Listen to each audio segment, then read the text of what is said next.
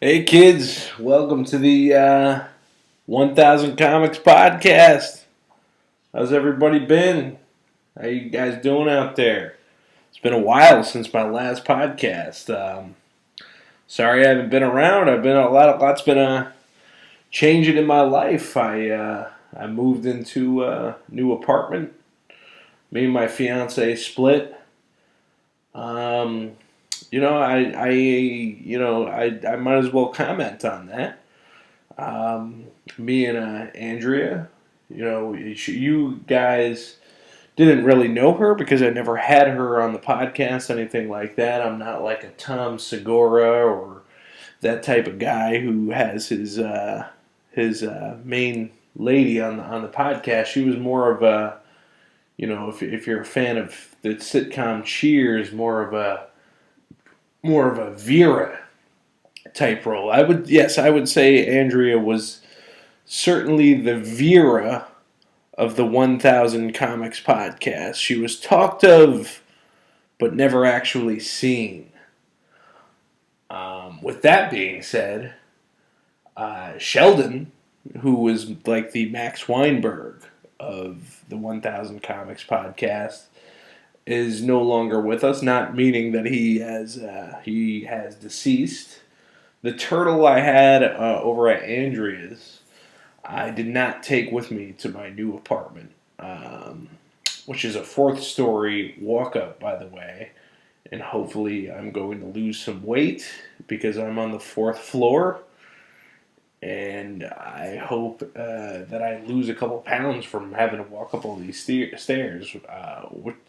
I don't really feel bad for myself having to walk that much. Who I really feel bad for is my neighbors having, because I'm a very loud gentleman on the stairs, and I've noticed that people they call me Thunderfoot.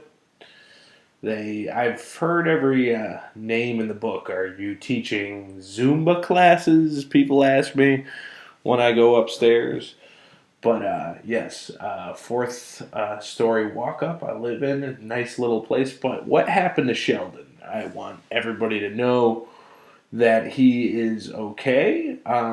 Andrea had him for a little while there. I thought she might want to take care of him, maybe him into the bigger fish tank that was in her house in the wintertime. She didn't do that. She just brought the little terrarium I had him in, wasn't filling it with enough water.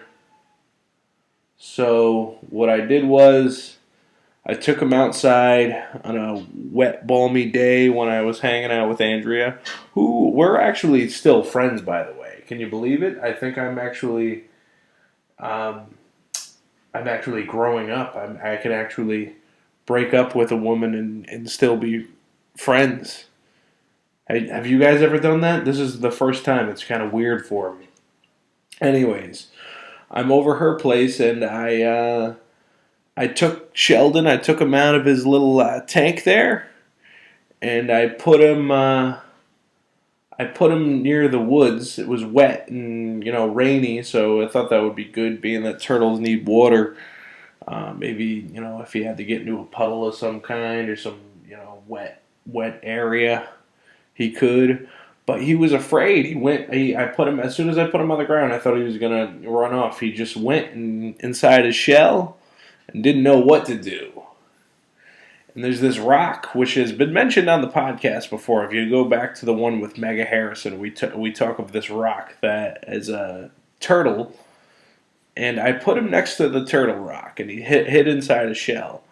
And I went back in the house with Andrea. We had breakfast, and then, 20 minutes later, I'm looking out the window, and Sheldon is walking into the woods.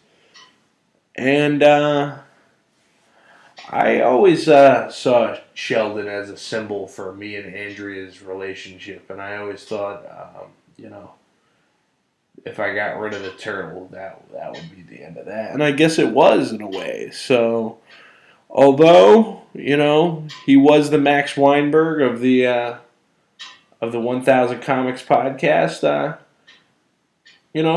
Max Weinberg did other things. He was the drummer for Meatloaf, Bruce Springsteen. I think he had other. You can't just be with Conan his entire career, just like Sheldon's probably moved on to, live with like a rock star or whatever the rock equivalent of me is in the New England area.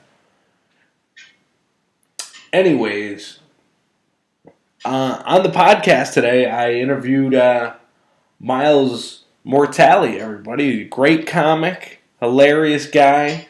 He's only been doing comedy about a year, but he's a sharp dresser, for one thing.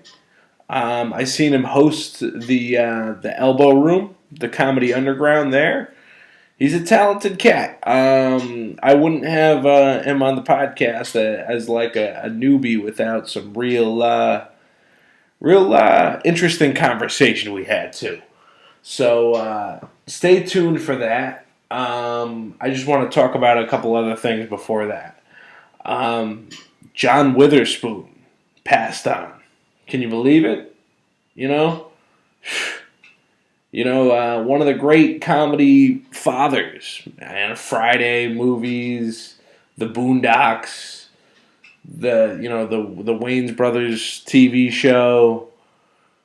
The list goes on. But John Witherspoon, he was talked of on this podcast before.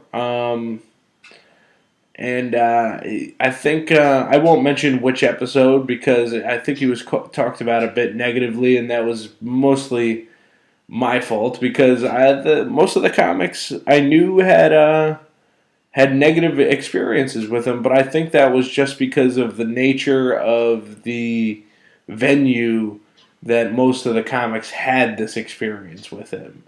And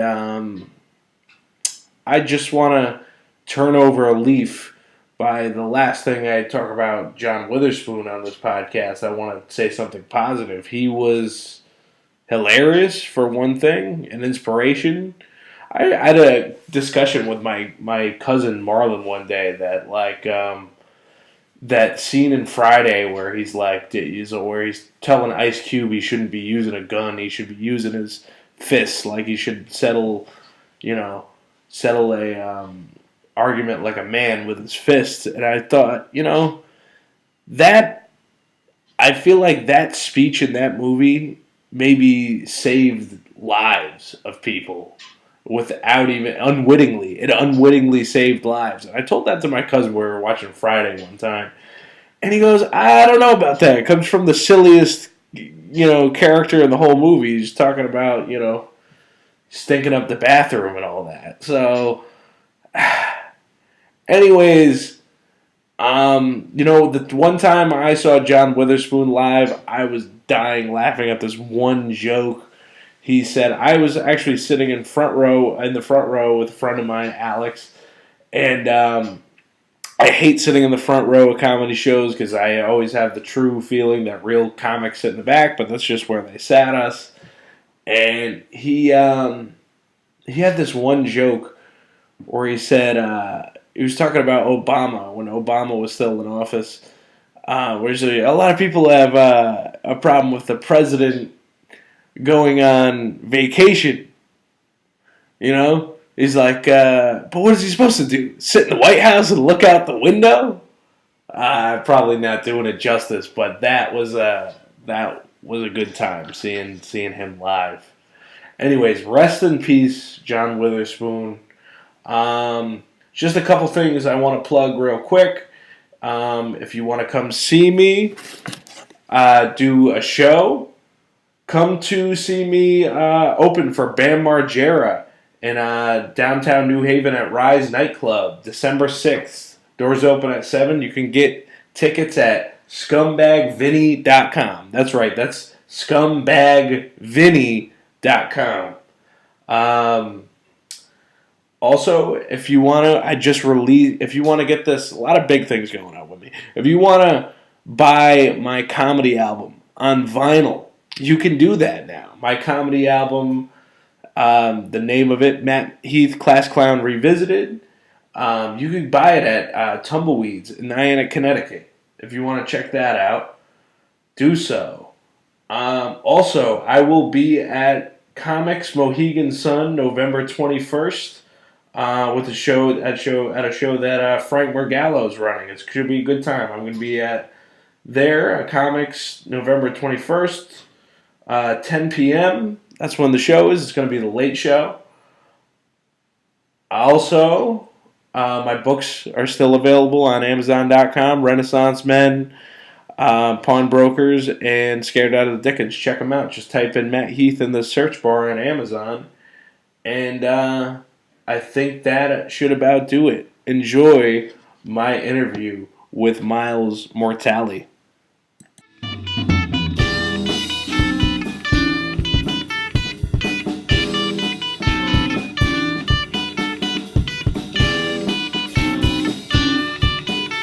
Welcome to the 1000 Comics Podcast. I'm sitting here with my guest, Miles Mortali. Fuck. No, we're starting that over. No, leave it. No, we'll leave it in. Fucking A. I've been having difficulty with you, and I've known you for a little bit now, and it pisses me off that I got that wrong, because I just asked you. I know. You thought it was Mortalis. I thought it was Mortalis for the longest time. And then he's like, no, it's Mortali. And now I'm saying Morali. Yeah. What the fuck? It happens. You know what? I think it's just because you're bugging me out. Like, you're dressing a nice suit. Every time I fucking see you. Every time. Every mic this guy does. It could be like the show at the sleaziest dive bar. Yeah. You could be at fucking Pistol Pete's. Dude, I've been at Pistol Pete's every day. There's an actual spittoon there, I think. And you will wear a full-on suit. Yet you get to my place for the podcast and you're like, no, I want to change it to something more comfortable. Well, yeah, now I'm not working. And now they're not, but it's like not even like you change into sweatpants. They are pajama pants. You change I'm trying to maximize comfort. Okay. Maximize. The only reason I thought there were going to be shorts in the car. That's why. The man thought he had shorts, but I can respect it because they're University of New Haven sweatpants. Oh, that's right. You went there. You're not only the first guest I've had that went to the same college as I did, but you're the first comedian that I know that also went to UNH. Oh, dude, that place is a mess. What year did you graduate? I graduated in 13. Okay, yeah, I was 17.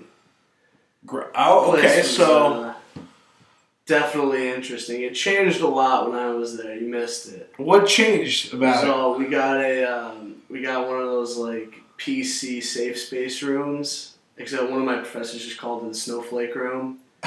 I was there during 2016. What professor was that? I might have had him. What did you get your degree in? I had two. I was finance and economics. Finance and economics. Yeah. What about you? What are you doing with that? Telling dick jokes. I was an English major there. Oh, that's right. Yeah. What are you doing with that? I was writing books. Oh, that's right. And I was teaching for a little while, but what did I want to say about UNH? What professor was it? That's that. I don't want to say names. I'll tell you. You want to name names? Okay. Alrighty. He'd be pretty upset. Yeah, it was a good time. No, I ran I started a meme page, UNH memes. Okay. Yeah, and that got... when I graduated, because you said you graduated in 17? Yeah. Memes were just starting in my last year of college, basically. Dude, that's about the time I took over my high school meme page. 2013. Really? Yeah.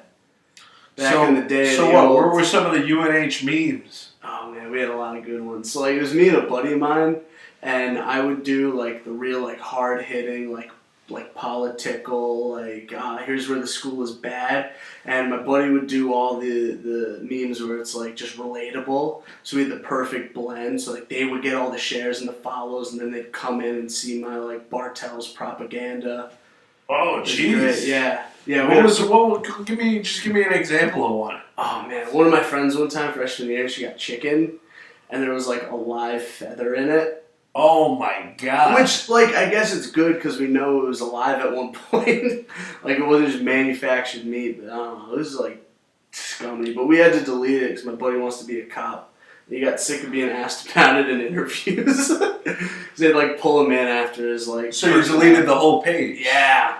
Do you think that was like your first step into the world of comedy? You think, making a meme page? That was my my first formal thing. Like I always liked making people laugh. That was always like kind of my end game. What was the? When did you first start doing it? How long have you been doing it now? Comedy or making people laugh? Comedy. When did you first step foot on stage? January 16th, 2019. Okay. So just about 9 months. Okay, so not even a full year yet. Yeah. But you're making some strides though. I think the one thing, the jump you have on a lot of other people, which is something Jeff Ross said in his book, is always dress better than they do. Who's they? I don't know if it's the audience or the other comedians, but you have that thing going for you other than being on this audio podcast where no one can see that you're not wearing it. Exactly, but that's why it doesn't matter. I could be wearing a suit. Who knows? I don't know. I like the suit for stand-up. For a while, I didn't do the suit. Right. I did barring the last 2 weeks, like a month. There was like a month where I did just like jeans and a white T-shirt. Right. And like I was cursing on stage, but I just wasn't taking it seriously enough. But but it's interesting the fact that you're dressed nice. Like tonight, for instance, over at the Hungry Tiger, your set was the majority of it was about jizzing. Yeah. And I think a good amount of urination. But I think coming from a guy in jeans and a T-shirt, it might have it might not have been noticed. Yeah. But it's like a guy in a suit talking about it. At least he's it's at least he's taking his attempt seriously. You know what I mean? Yeah. No, I always like the juxtaposition of it because no one expects someone in a suit to make you laugh. So for me, ever since I first started writing bits, it was always subvert expectations. That's it. So the suit was right off the bat, people were like, oh, this is already different. Right. And then, I don't know if you've seen any of my weird bits, but there have been some where I strip or I had a tearaway suit. And if I think I recall seeing you in a suit, but the suit was shorts with the suit. So maybe I don't know. Maybe I caught the tail end of it. I don't know. No, I don't think because I don't know about suit shorts. I don't think I've done that. No, maybe I'm remembering it wrong. But idiot. What is the tearaway suit? What are you talking tearaway, about there? That's my most requested bit actually. It's called Circus in a Bag. So I went on stage. You know Darren Seacrest? Yes. Yeah. So he was emceeing at the Stress Factory that night, and I'd never met him before. Really? Yeah. And I go up to him. I was maybe 2 or 3 months in. Okay. And I go up to him. I'm like, "Hey, you're the MC." He's like, "Yeah." I go, "Hey, my name is Miles. Nice to meet you." I shake his hand, and he's like, "Okay." I go, "I got a favor to ask." He goes, "Yeah, of course." I go, "Instead of introducing me as a comic, can you just say we bring you a break in your scheduled programming for a special TV offer?" He was like, "What?" And so I wrote it down. I gave it to him, and he goes up. And he's like, "We bring you a break. This is actually happening, right? We bring you a break in our scheduled programming for a special TV offer." And I went up in the suit, and I had a gym bag with me. And out of the gym bag, I pulled out a cassette player, and I lowered the microphone over to the cassette player, and I hit play. Okay. And it was a recording of me, and I just held the microphone, but just mouthing the words. Yeah. And actually, no, I didn't have the microphone. But either way, it was just the circus in a bag. So there was a clown, and he juggled, and he fought lions and tigers, and it was a whole thing. But that was the one with the tearaway suit. So I started off making the pitch in the suit, and then I tore it away. And I was just in frisbee shorts with a white shirt that in Sharpie said "Circus in a Bag TM." Okay. It's the trademark. Yeah. So this is what you're trying to sell. The circus in the bag. That's the product, yeah. The circus in the bag contains a clown. He can juggle, he can tightrope, does gymnastics. It's a whole pitch, yeah. And you showed me earlier that you are a juggler, almost like a street juggler. Yes, I actually started juggling on the streets in middle school. That was some of my first performance. Have you made any dough doing this? Yeah, me and my buddy, not serious, but when we were 13, we made $50, which when you're 13 is a lot of money. Yeah. So we went straight to the toy store and just bought more juggling equipment. It was pretty legit. Now I see just from this brief moment, us being outside, and seeing those juggling clubs. Yeah. They're called clubs. And I'm like, this guy's like a multi-talented dude. This dude's like comedy and juggling. He's like Penn Jillette. Yeah. You look up to him? Not too much. I haven't really like. You're kind of an opinionated dude, though. You never watch his show Bullshit? I've seen it. Yeah. I've watched like some of his like political videos, but nothing like super crazy. That's the second time you said it, and I didn't correct you the first time, but I'm pretty sure you're just doing it on purpose. What? You're saying political. Political, yeah. Political. Yeah. What is that? It's Politica. Political. Oh, okay. Duly noted. Glad that English degree is paying off. This guy knows how to pronounce political. Oh, man. Oh, jeez. Yeah.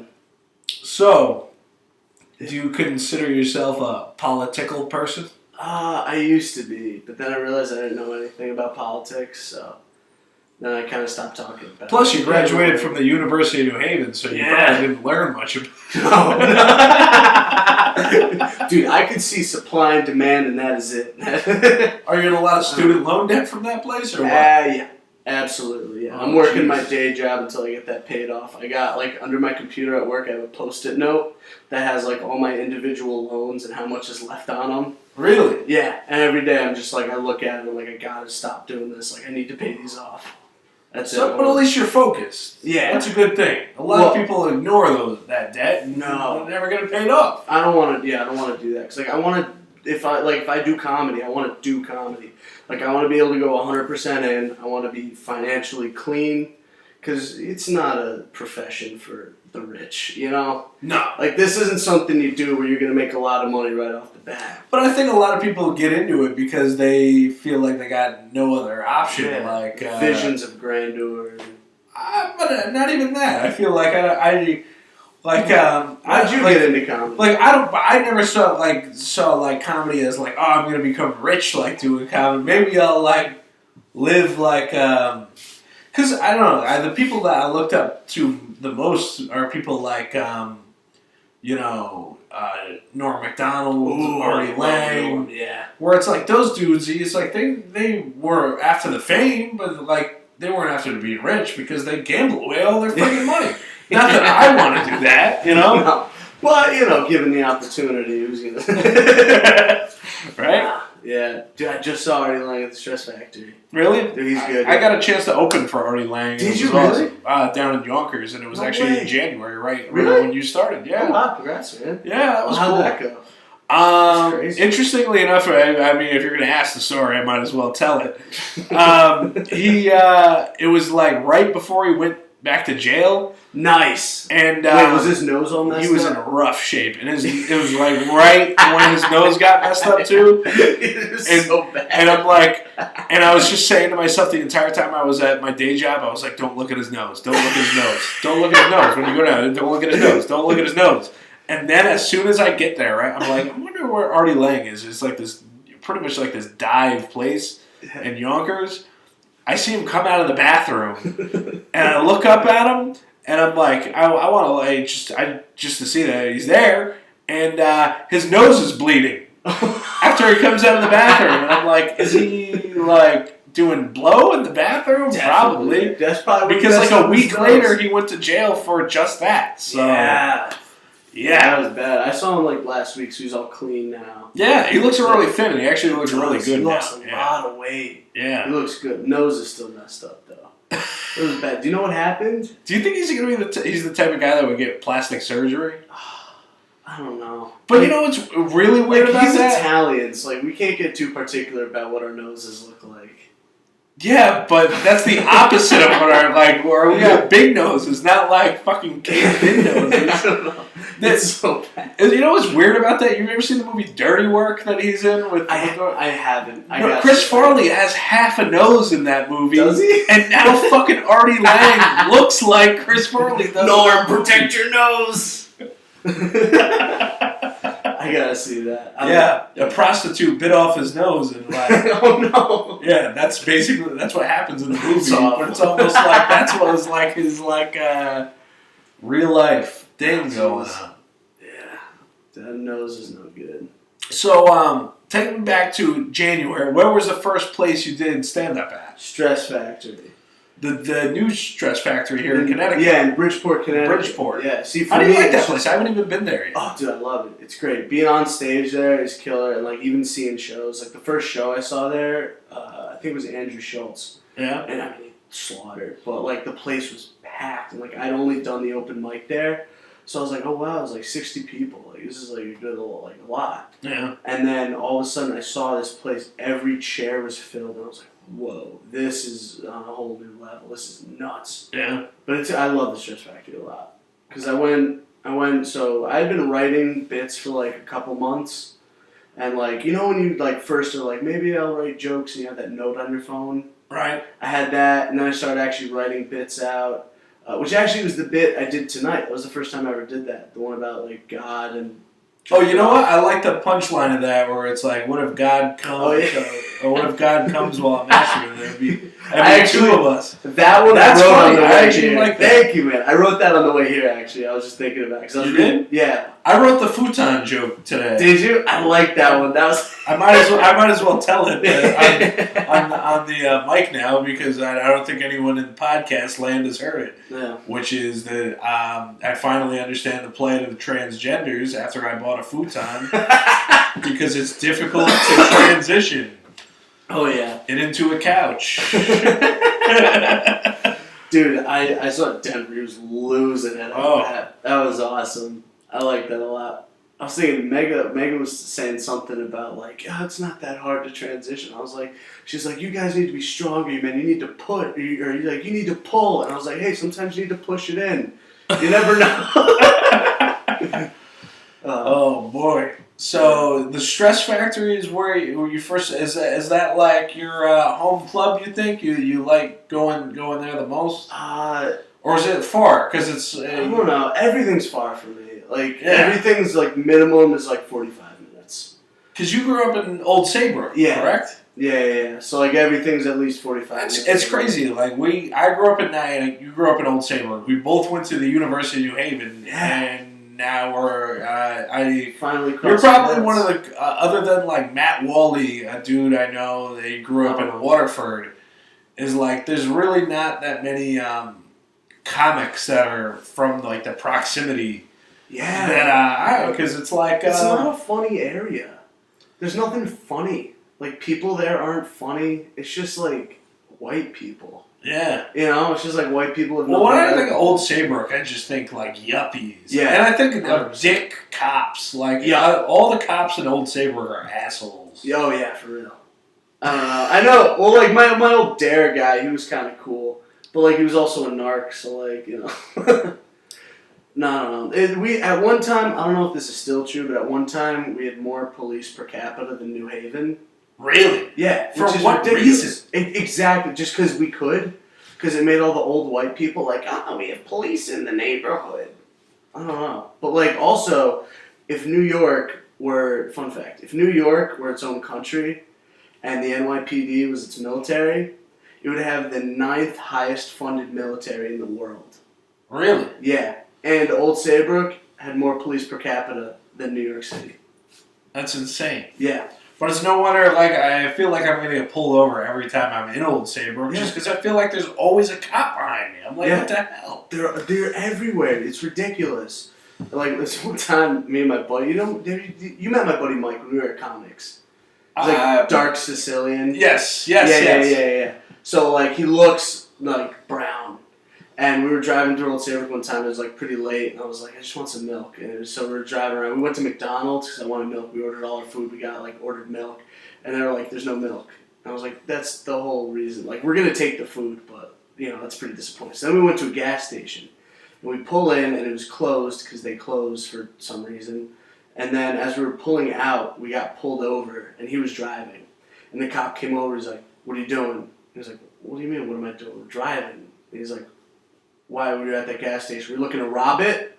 There's there's been robberies in the area. We're just keeping a patrol out. Like, we got to watch. Like, are you robbing the place? He's like, no, we're just looking for milk. What kind of interrogation is that anyway? It's ridiculous. It just pulls him over. And then I had to, go in, my white guy was like, hey, officer, hey, we're good. And he's like, oh, do you know him? I was like, no, I'm just in his car. Yeah, obviously I know him. And I was like, yeah, we went to St. John's together. He's like, oh, you went to St. John's. All right. So I had to pull my white card, man. It was the first time I ever saw, real racism. But it was, Sicilian. Imagine if you had a black friend.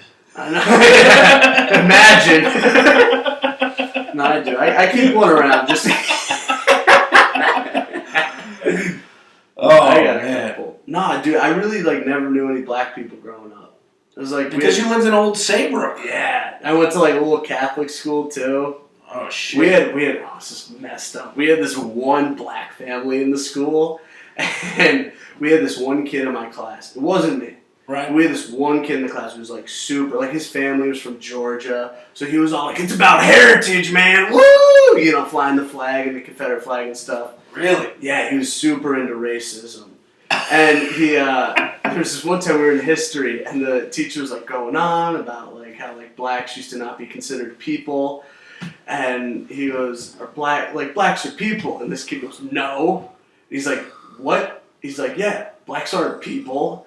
And he was like, you can't say that. What are you talking about? And he's like, they're not. And he got so upset. He's like, yeah, I'll go get Cooper right now. He was the one black kid in the school. He's like, I'll get him right now, and you can tell him he's not a person. He was like, all right, do it.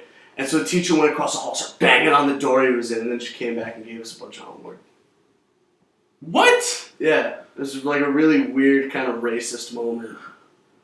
Wait, so your teacher said it was a chick? I know, it was a guy. Instead of, I'm going to go get the black kid from the other side? Well, he went over, he banged on the door that the kid was in, but then he just came back, because he didn't have the balls to bring him in. Because this racist kid, he would have told him straight to his face. He would have been like, no, that was just the kind of kid he was. Obviously, I don't agree with those views. But that's the kid, he would have done it. And that kid grew up to be Donald Trump. No, he just developed a southern accent. He's a mechanic. But most likely a mechanic? Yeah? Yeah, oh yeah. He's okay, that makes sense. That makes sense. He's just, his bum. He might make better money as a mechanic than us with all our stupid work there, which is the fucking sad part about that. And no one's going around canceling mechanics. Oh, everyone needs it. That's the job. That's what you should do if you're going to worry about being canceled. You should be a mechanic. Yeah. You say anything. Apparently you could say all the racist shit you want. Oh, yeah. Racism. Oh, my God. Who did you look up to as, a comedian when you were, young? When I was really young, the first stand-up I really ever heard was Carlin. My mom played me 7 Words You Can't Say on television. Me too, big Carlin fan. Yeah. Notice I got the On the Road album up on the wall there. Yeah, dude, that Class Clown album. Class Clown, yeah. Dude, 3 times a day, I just in my head, woo, woo, woo, woo, woo. But I'm sure it makes complete sense that you were influenced by that album because you went to a Catholic school. Yeah. And that album very much makes fun of the experience of being a Catholic school kid. Yeah, because I went to Catholic school. I went to all parochial school from 3 to 8 or 3 to 13, and then I went to high school. I did a half a year of public school in first grade, and then I did a year of public school in freshman year of high school. Right. And other than that, it was all Catholic school. It is it's weird. But I've been wearing a tie since I was 6. Did a priest ever make you whip it out? No, he did that. No, no, my mom wouldn't let me be an altar boy because she was Protestant. She wasn't Catholic. My dad's Catholic. Really? Yeah. I don't know. No, but my mom would never let me be an altar boy. She didn't want me to get raped. But she made that really clear when I was young. Really? Yeah, I wanted to be an altar boy because they all whenever we had mass, they got to leave. Who wants to be an altar boy? Dude, all right. And here's the thing, though. All the altar because I grew up Catholic, and I went to do the religious education class. I never had any interest in being an altar boy. But you didn't go to I did not want to be the one that wear the robes and carry the it just seemed so it is. And dismal. I don't know, something very complete servitude. Yeah, slavery, basically. Yes, but when we had mass on Fridays, they got to leave 20 minutes early. And those fucking 20 minutes, I was just sitting at my desk like, I could be putting on robes right now. Like, those are the worst 20 minutes ever. That was the only reason I wanted to be an altar boy. That makes me think like Catholic school is like that boring and just unbearable that you sit in class being like, I wish I was being an altar boy right now. Yeah, and then I'd go home every Friday, we'd have mass. I'm like, Mom, I want to be an altar boy. She'd be like, I don't want you to get raped. I'm like, who rapes altar boys? And then, you know. And then you saw the movie Spotlight with Michael Keaton and you were like, holy shit. Now, apparently all of that. And like now that it's coming out, you hear people talking about it, especially people in like the old days. Yeah. Like 30 years ago, people were getting molested all the time in churches. Yeah. It's like crazy. Like, yeah, I mean... Like, I haven't been molested yet. So, for the rest of the podcast, you just want to talk about Catholic guilt? I was molested! Dude, I got hardcore Catholic guilt. Alright. So, no. I want to see, what, obviously, you weren't molested because you said it about 4 times already, which makes me kind of think that you were. I wasn't molested. Dude, one of the reasons I'm scared to go into therapy is because I'm scared to find out I was molested. I've been repressing it my whole life. How messed up would that be? You know what? You think that there's like things in the back of your mind that you don't even know? Dude, because but I don't know what's back there, man. I don't know. I'm a weird guy. Like, it can be anything. That's interesting. I've been like digging through it. I challenge myself to figure out as much of myself as I can without therapy. Okay, growing up Catholic, you weren't molested. That sounds like a molestation documentary. But let's hear. Okay, how about we approach it this way? Right. What do you think the worst experience you ever had with a priest was? Because you must have had some kind of interaction, especially like. No, man, they were all pleasant. They had a good time. Like, not in like a sex way. But like no, I don't know, I never had a bad experience with a priest. When I like grew up and like I started lecturing too, like when I was in college. Right. And like that was cool. Like, I don't know. I never had a bad experience. That's why it was so startling to me to find out that people like did. So I was like, that was always like a cool like confession. Like, it was awkward and weird, but like it was. What if you found out the only reason you weren't was because you were an unattractive kid? Dude, I was a cute kid. I was adorable. Dude, I was talking to this girl one time. And I was like, were the altar boys that were at your school, were they like the cutest kids? No, man, I was pretty cute. Then I started to get fat, but like, no, I don't know. Greg was a pretty good-looking kid. I would have touched him. Oh, okay. Yeah. No molestation here. Woo! How are you on religion now? Like, you grew up Catholic, but like you believe in God? Yeah. Yeah. I do. I'm not so much religious. Just because so much dogma and just so much added stuff has really kind of been... I was really disenfranchised with the Catholic Church for a while. I know Catholicism isn't for me, and I kind of looked around a bit. And then I had like a baptism of fire, like as an adult, and that just like... What is that? So you know when you're baptized as a kid? Right. It's like baptism of like water. Okay. And that was just symbolic of John the Baptist in the river with the water and then the Simba. And then, but the baptism of fire is like, you know, Pentecost? Right. So like 40 days after Jesus went up to heaven, all the apostles, they all got fire on their heads and they all started speaking in tongues and like spreading the word. Like, that is what it refers to. So it's more like a spiritual awakening. Okay. And it was like the most powerful. But what is the actual ceremony? There was none. Oh, okay. Like, I just like collapsed on the floor and was just uncontrollably sobbing in front of my dad. Like, I was just at like the darkest place in my life. Like, I was just like depressed and just in an awful place, and I was just like, I gotta be honest. And no matter how scared I was just super honest. That was my big thing, because I used to be a really big liar. I want to be honest. And then I got myself, well, I didn't get myself, like, but by being honest, I was able to get out of these terrible situations. And then all of a sudden, I just, I like saw it all at once, and like God was just so like obvious in my life, and I just like collapsed and was sobbing. Really? So Yeah. it was like an epiphany, basically. Total, it was like stronger than that. It was the most spiritual experience I've ever had in my life. And like between what triggered all that? What triggered it? it was a long time coming. I was back into the Catholic guilt. When I lost my virginity, I had sex with her that night. It was awesome, and then we had sex in the morning, and it was like super neato. Okay. And then I went to field hockey practice, and then that sounds like a guy with Catholic guilt. How he would lose a virginity? It was neato. Yeah. No, and then I got thrown in this like wicked depression over it because I was always waiting until marriage. Right. I just felt worthless. I sat in the shower for like 40 minutes in the fetal position, and it was just like a mess. And then that just like kicked off my depression. And then it was just like depression.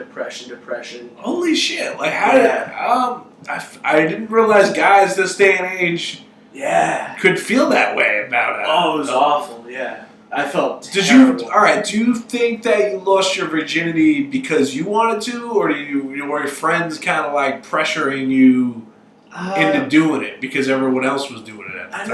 I never. Really, How old were you? 21. And you were 21. Yeah. Holy shit. Yeah, I don't know. It was for me. It was always not always. Like there were definitely times I was trying to get laid, but there was just this one moment. I got a little too curious, and then I got the wrong message on Tinder. I got the right message on Tinder. This girl just hits me up. She's like, "You want to drink wine and watch Disney movies?" I was like, "Yeah, obviously."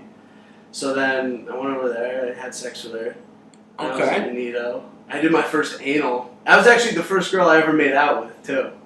It was like that night I went from my first makeout to like first anal.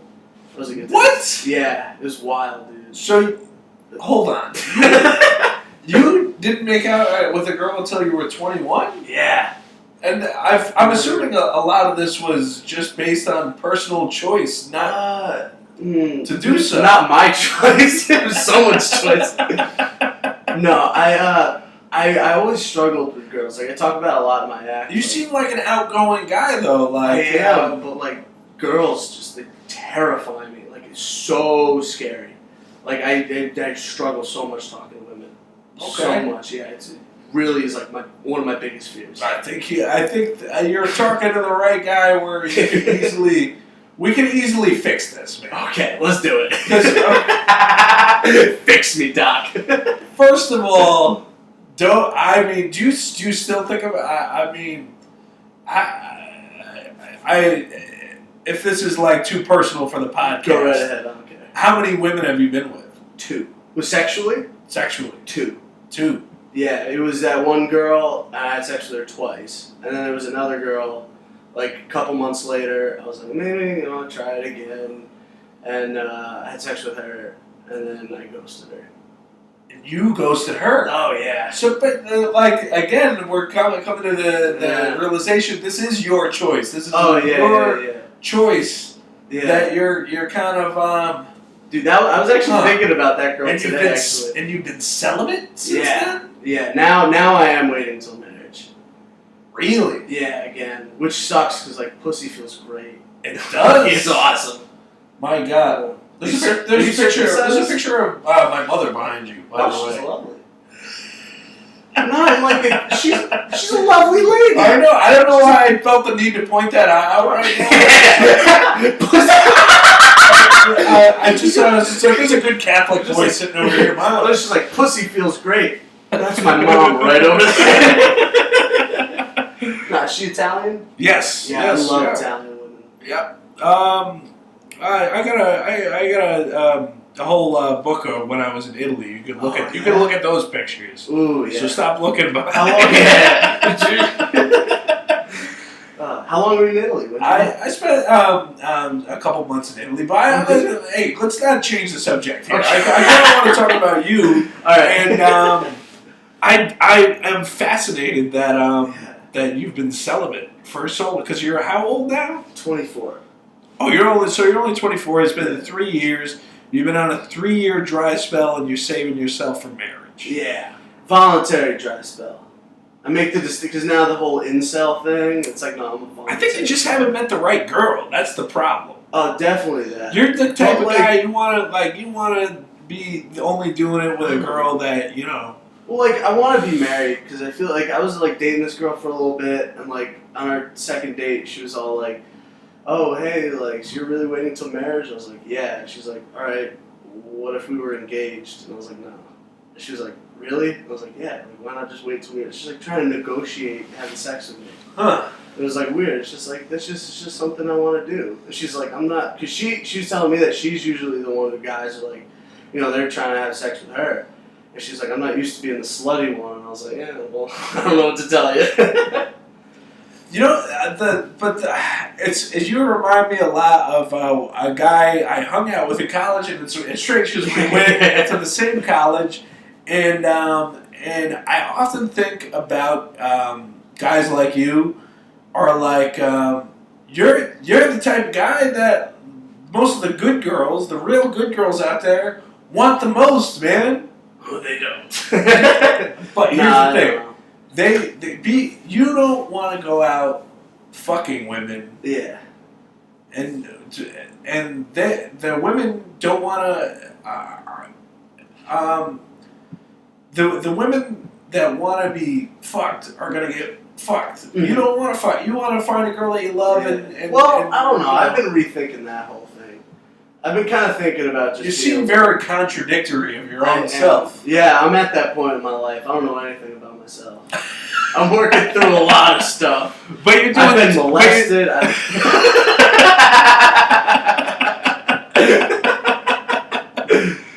You do stand-up comedy though. That's a start, and it's almost like a therapy in itself. Yeah. Have you found that at all? Yeah, I just started writing about like myself and how I feel about things recently, and that's been really kind of relaxing. And like it's nice to be able to like process it and like because it forces you to think about it.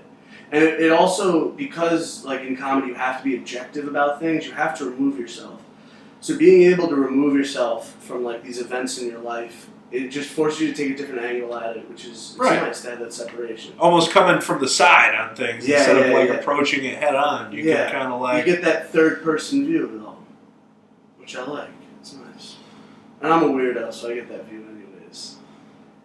Not a weirdo. You're like the average man. No, I play the role. I'm a weirdo. No, I'm like really good at pretending to be a regular person. Huh? Nah, that's super weird. I don't know, like, cause I wasn't socialized well. I grew up in the middle of the woods. Okay. Yeah, so like when I was growing up, like I had more friends that were trees than people. And like I said that one time. Can you elaborate on this? That's it. It's just like go outside, like climb up trees, and like hang out with like my tree friends. Yeah. I didn't have like friends growing up. I was ripped though. Did you create like imaginary scenarios? No, we're just hanging out. I didn't have any friends, man. I used to work out all the time too, because it was like playing with your friends but with no friends. So like I'd just be like pull-ups and like push-ups when I was like 5. I was getting jacked. What happened to that? I started watching SpongeBob. I was just like, I was like, I could just do this. I don't need friends. This is awesome. That's crazy to me. That's how you know. You playing outside and being physically active was ruined by SpongeBob. 100%. Yeah, I so-heartedly blame Steven Hillenburg for my obesity. It can't be me. It's got to be him. I honestly, because I'm a little bit older than you, but like honestly, when I was a kid, like a young kid, SpongeBob probably came out when I was about 7 years old. And you know something? When I think of the countless hours I spent watching that show, and it's like it was always episodes I had seen before too. Like they was, you watched every one of them. They were good. But when you're a kid, it's like you're not gonna watch like fucking C-SPAN or whatever. Yeah, like, right. Like you'll just watch that same episode of fucking SpongeBob over and over and over. Bright colors, Patrick, he's funny. Do you notice that Patrick is the dude from You ever watch the show Coach? No. You should watch the sitcom Coach. One of the football players, the one that like never graduated. He's the guy that plays Patrick on SpongeBob. Really? So as an adult, it's kind of fun to watch that show. I'll have to watch it. Coach? Yeah. Coach, yeah. Okay. What can I find? Is it like Hulu, Netflix, streaming online? It used to be on Antenna TV. I think it still is. I don't have an antenna. So. No, it's a channel. It's a channel called Antenna TV. Oh, word. It might be on like Hulu or Amazon though. I don't know. I'll look for it. Yeah. I like that. I like his voice. Fucking A, man. Where do we go from here? I think we've covered so much. Yeah, so little. And yet so little. Yes. What made you decide to go to UNH? Oh man. So I wanted to go to UConn because it was cheap. Well, first I wanted to go to Bentley. Yeah. So I was like, I'm going to do corporate finance. This is my calling. This is what I want to do. Right. And my uncle is a professor there. Yeah. I was talking with my buddy. He's like, oh, so you're a shoo-in. And I was like, no, like I might get in. Right. I have bad grades. And then I didn't get in. And then I applied to a bunch of other schools. And UConn didn't accept me because my guidance counselor didn't send out my transcript from freshman year. But UNH accepted me and they gave me a scholarship. And I didn't think I was worthy of getting a scholarship. So I was like, they accepted me, I got a scholarship. And like I have a bunch of family that went there too. Yeah. And like Mortali's like plagued the place. Not in a bad way, in a good way. But like you remind me a lot of my older cousin Mike, who passed away, but he went to a Catholic school and he also went to UNH. So really? Yeah, he's been thinking about him throughout this conversation a little bit. Yeah. Yeah. You know what? I think here's the thing. The Catholic school you went to, all boys school, right? A high school. All boys high school though. Yeah. But I feel like those are very formative years. Yeah. And that was a lot of the girl stuff. I just never talked to any girls because I was always at school with guys. I think that might have set you up, not set you up for failure, but set you up for it's weird. Stunted. I always felt behind.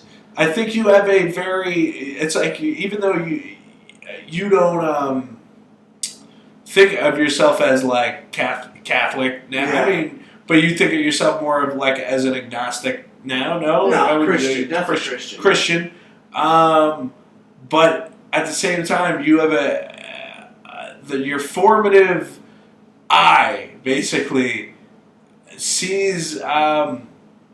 It's weird. Like I feel like when I started, when you go through puberty and it's like if you don't have like women around you, yeah, while you're going through that and actually like see that like the shit that the women are going through is not so much different than the shit you're going through. And it's like it's almost like that movie, The 40-Year-Old Virgin, where it's like he's talking about putting the pussy on the pedestal. You know what I mean? Put that pussy on the pedestal. Yeah, I don't know. It was always, I don't know, it's always been intimidating for me, like women. There's just always been. What was the last date you've been on? Last date I went on was that date where that girl was trying to convince me to have sex with her when we were engaged. That was the last date you've been on? Yeah, that was like a couple weeks ago. Oh, this was only a couple weeks ago. Yeah. So she's trying to convince you to have sex with her, and you were she was like, she was playing games with you. What if we were engaged? Yada yada. Not playing games. She was just like, it was legitimate. Like, was she really wanting to get engaged? Probably. I mean, who doesn't want to marry me?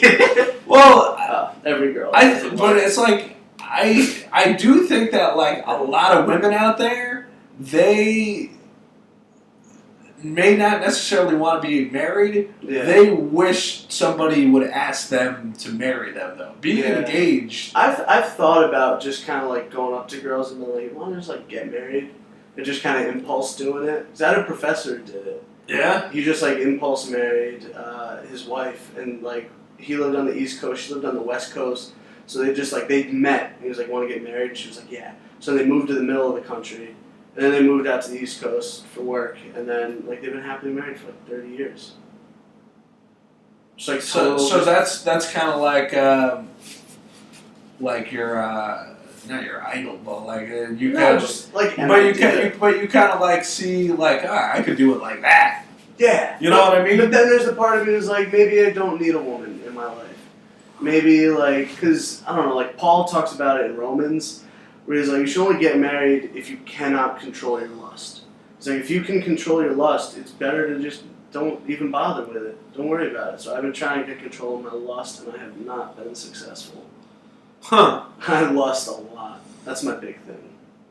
When I was 3, my like pre-K teacher like told my mom, she was like, hey, he's been humping everything. no, but no, she was like, he's just like constantly with an erection, just all the time. What? Yeah, just like hard, all the time. I have a lot of erections.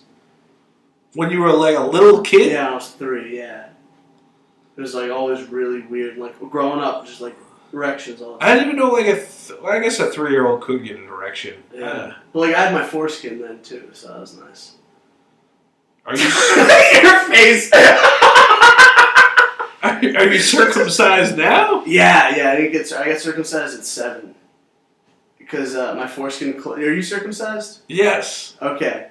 So you never had a foreskin, dude? I wish I had my foreskin still. So basically, my foreskin closed up. Holy shit, dude!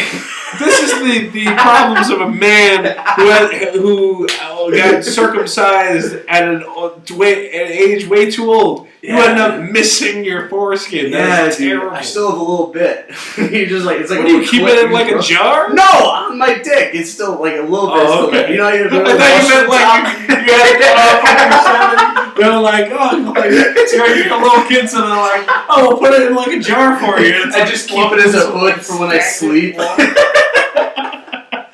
No, you know you get your little mushroom top?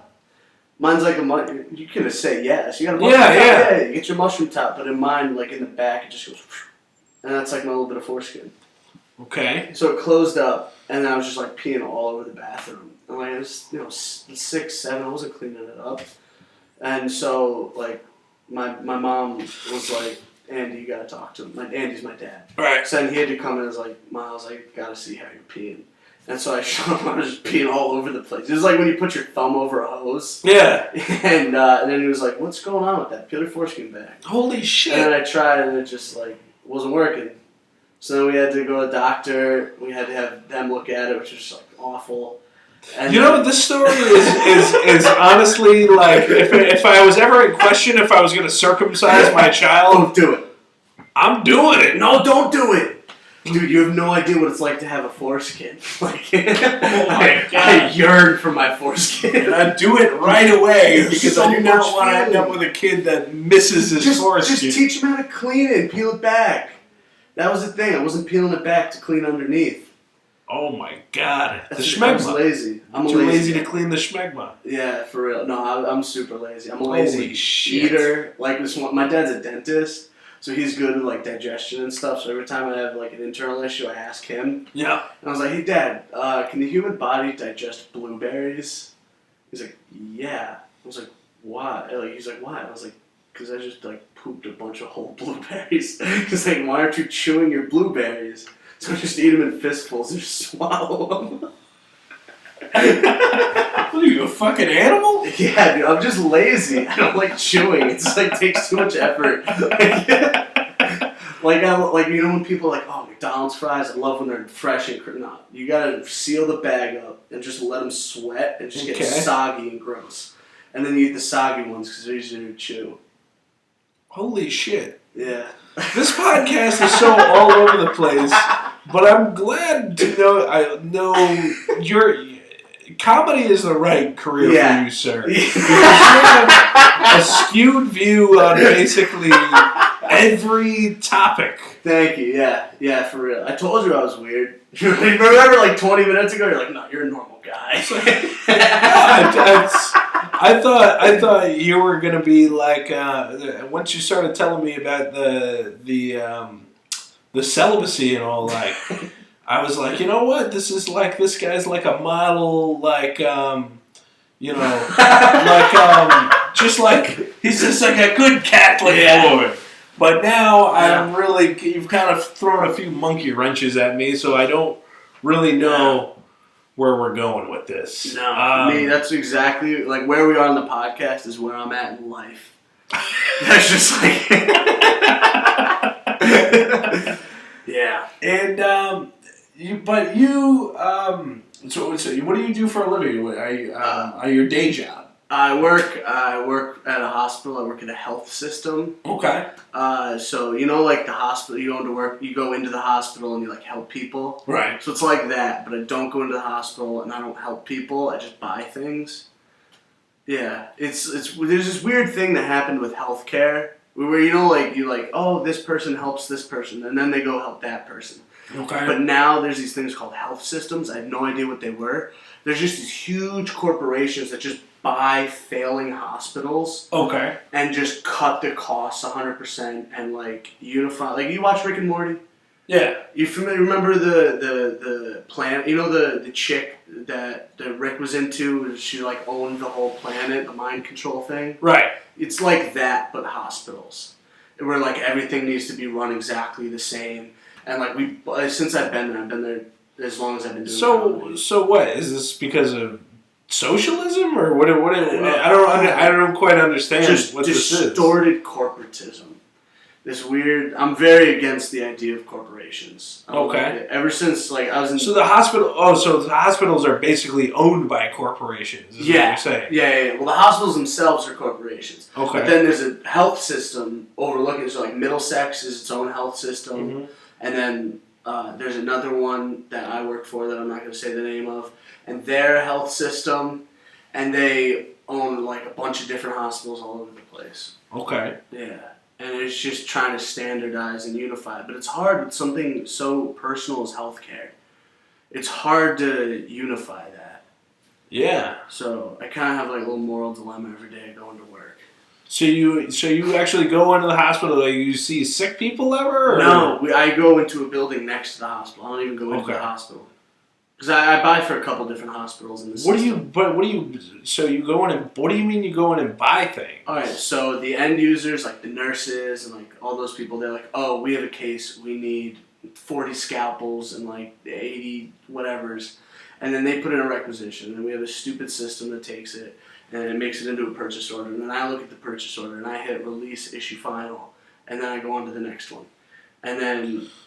So you're basically just a part of the system. You're to get the materials these people need. You're like a middleman in the hospital. Basically. Yeah. I'm like the middleman of the middleman. So before, when I thought you were kind of like Drew Carey, the way you wear a suit, your ties are thin, everything like that. Also, I don't wear the suit to work. I only wear it for stand-up. But you are very much like middle management, yes. on that suit. So I definitely picture you wearing the suit when No, when I started, I wore a suit on my first day because you should. Yeah. And then my second day, I wore the suit because the second day I started my job was actually the first time I ever did stand-up. Really? Yeah. So I wore the suit for stand-up, and everyone came in and they're like, "Don't wear a suit." I was like, why? And they're like, you're just making us look bad. Just do the tie. I was like, all right. So I hung my jacket up. And then because for a while I was only doing stand-up on Wednesdays. So I'd have my jacket hung up in my cubicle. And it would be like, oh, stand up. Once they figured out I did stand-up, it was a nightmare. And now, because does anyone in your personal... Oh, you've been doing... How long have you been doing stand-up? I've been doing stand-up almost 10 years now, yeah. Really? Yeah. Oh, shit. Oh, wow. Yeah, since I was 21 and... You're 31? I said almost 10 years. I've been doing it since I was 21 and I'm 28 now, so... Okay. Yeah. Gosh darn. Yeah. That's a long time. How is it?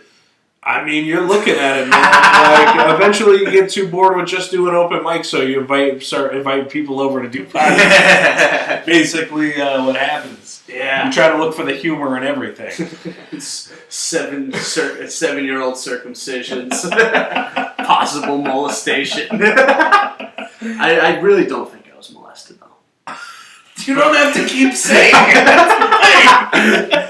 You don't have any friends who are therapists, do you? Someone's going to listen to this and be like, dude, this kid was molested. I'm actually planning on having a comedian who's also a therapist on the show next month. Oh, that's hilarious. And I'm going to tell her, you should listen to the most recent episode. It's just like a starter, you know. No, man, I've been wanting to do therapy.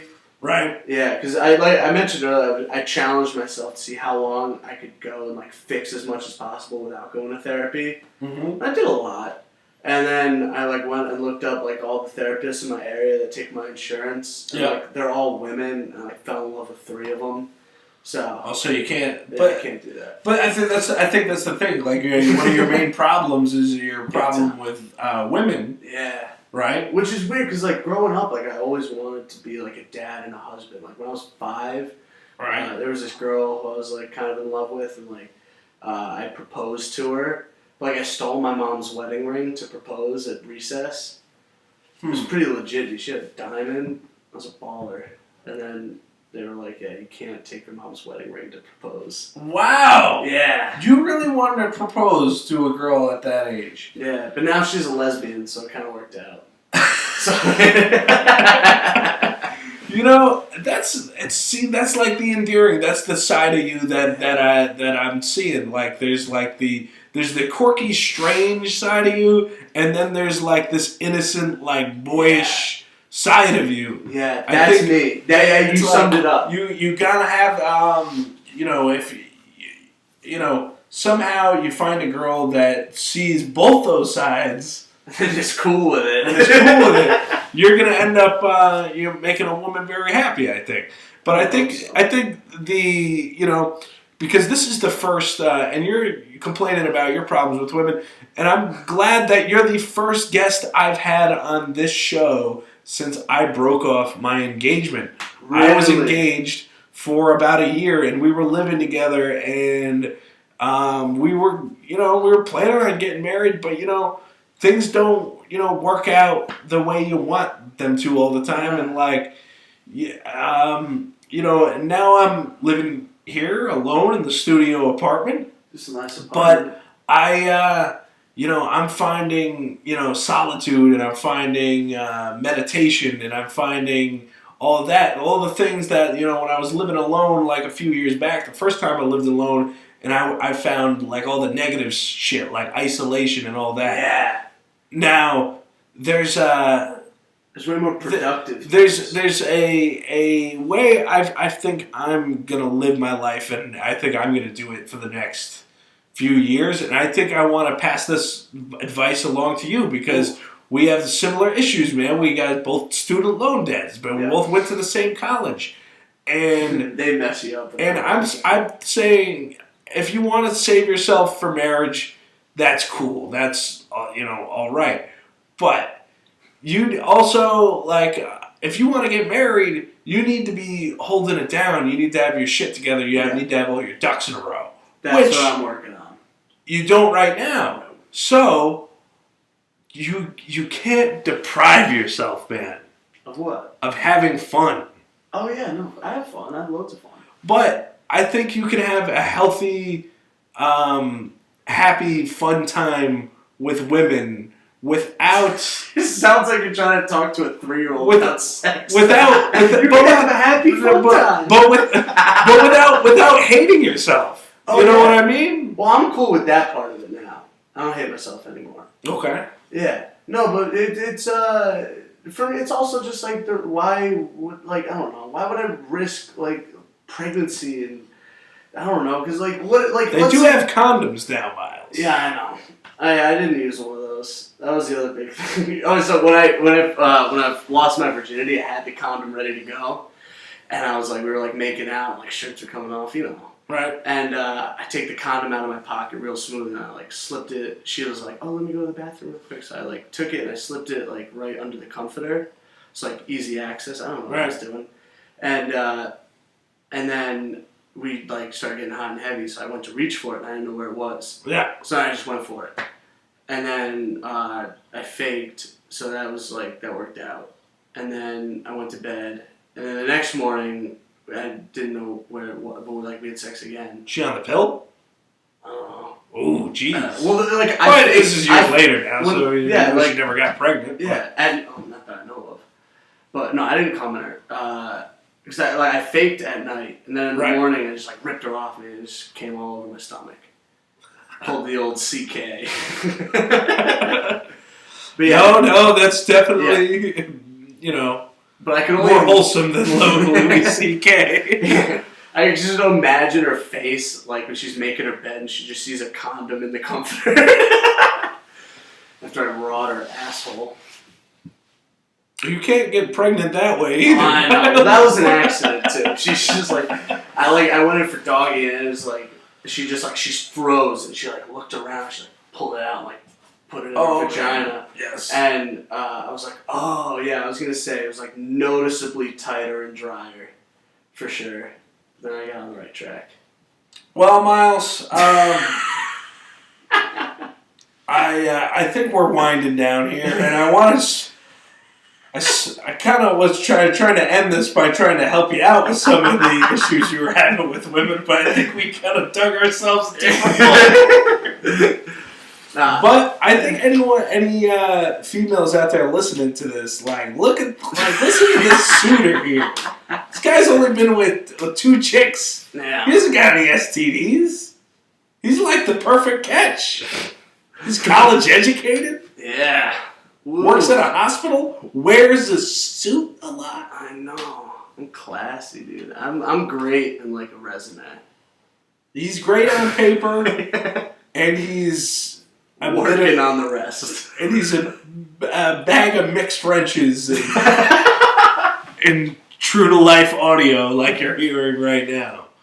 But thank you for being on the show, man. Thank you for having me. I'm blessed. Yeah, it was a good time. Thanks for listening to the 1000 Comics podcast.